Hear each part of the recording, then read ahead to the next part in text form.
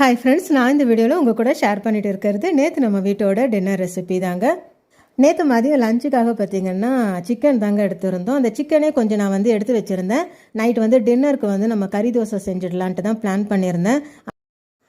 ஆனால் வீட்டில் பார்த்திங்கன்னா கொஞ்சம் மோமோஸும் கேட்டிருந்தாங்க. சரி, ஓகே, 2-in-1 ரெசிபியாகவே செஞ்சிடலான்னு சொல்லிட்டு நான் எடுத்து வச்சுருந்த சிக்கனில் கொஞ்சம் மஞ்சத்தூள், மிளகாத்தூள், இஞ்சி பூண்டு பேஸ்ட் போட்டு நல்லா ஒரு 1 hour ஊற வச்சு எடுத்து வச்சுட்டேங்க. அடுத்து 1 கப் வெங்காயம், கோஸ், கொடமிளகா, இஞ்சி பூண்டு பேஸ்ட் எடுத்து வச்சுருக்கிறேன்.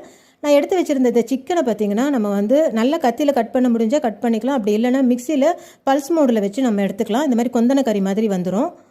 அடுத்து ஒரு பேனில் ஒரு 2 ஸ்பூன் எண்ணெய் சேர்த்து நம்ம எடுத்து வச்சுருக்கிற வெங்காயம், இஞ்சி பூண்டு பேஸ்ட், அந்த கொடமிளகா, கோஸ் இது எல்லாம் பார்த்திங்கன்னா நல்லா வதக்கி விடலாம். அதில் இருக்கிற தண்ணி எல்லாம் நல்லா வெளியில் நல்லா ட்ரை ஆகிற அளவுக்கு நல்லா வதக்கி விடலாங்க. அடுத்து நம்ம எடுத்து வச்சுருக்கிற சிக்கனையும் சேர்க்கலாம். சேர்த்து இதையும் நல்லா இது பார்த்திங்கன்னா சிக்கன் நல்லா உதிரி உதிரியாக வந்துடும். நம்ம அதில் போட்டு மிக்ஸ் பண்ணும்போதே பார்த்திங்கன்னா. அடுத்து இதில் 1/2 ஸ்பூன் வெறும் மிளகாய்த்தூள், 1 ஸ்பூன் சிக்கன் மசாலா சேர்க்குறேன். அடுத்து கொஞ்சம் தேவையான அளவு உப்பு சேர்த்து நல்லா மூடி போட்டு ஒரு 2 நிமிஷம் மூடி வைக்கலாங்க. இந்த சிக்கன் நல்லா வெந்துடும். இதை நல்லா அந்த தண்ணி எல்லாம் நல்லா ட்ரை ஆகிற அளவுக்கு நல்லா பரட்டி விடலாம் ஒரு 5 நிமிஷம். இப்போ பார்த்திங்கன்னா இதில் இருக்கிற தண்ணி எல்லாம் நல்லா ட்ரை ஆகி உதிரி உதிரியாக இந்த மசாலா ரெடி ஆகிடுச்சு. நான் மோமோஸ்க்காக பார்த்திங்கன்னா கோதுமை மாவு தாங்க ரெடி பண்ணியிருந்தேன். சின்ன சின்ன சப்பாத்தியாக நம்ம நல்லா தின்னாக எந்த அளவுக்கு நம்மளால் மெலிசாக திரட்ட முடியுமோ அந்த அளவுக்கு திரட்டி உள்ள மசாலாவை வச்சு, எனக்கு பார்த்திங்கன்னா இந்த ஷேப் கொஞ்சம் ஈஸியாக வரும்ன்றதுனால இந்த ஷேப் தாங்க ட்ரை பண்ணியிருந்தேன்.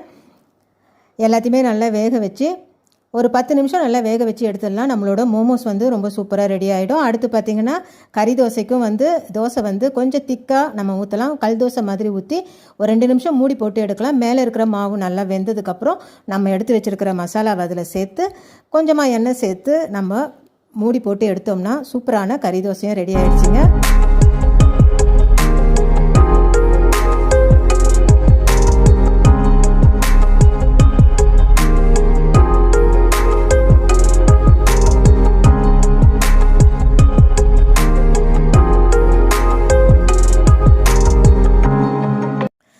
மோமோஸ்க்கு பார்த்திங்கன்னா நான் சட்னி எதுவும் ரெடி பண்ணலங்க. வீட்டில் இருந்த சாஸ் வச்சு நான் சர்வ் பண்ணிட்டேன். மைதா மாவை அவாய்ட் பண்ணிவிட்டு நம்ம இந்த மாதிரி கோதுமை மாவில் செஞ்சு சாப்பிடும்போது கொஞ்சம் ஹெல்த்தியாக ஃபீல் பண்ணலாம். கறி தோசையும் பார்த்திங்கன்னா நல்ல ஸ்டஃப்டாக ரொம்பவுமே டேஸ்டியாக இருந்துச்சு. இந்த ரெசிபிஸ் நீங்களும் உங்கள் வீட்டில் ட்ரை பண்ணி பாருங்கள் ஃப்ரெண்ட்ஸ். தேங்க்யூ.